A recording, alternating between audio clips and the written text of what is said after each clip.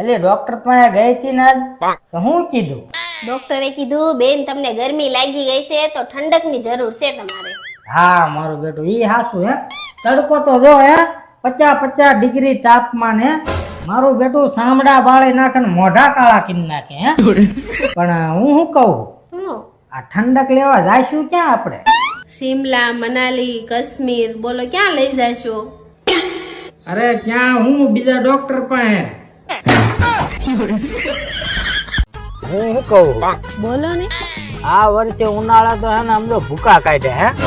અને એમાં તડકો તો જો મોઢા કાળા મસ્ત કરી નાખ્યા હે.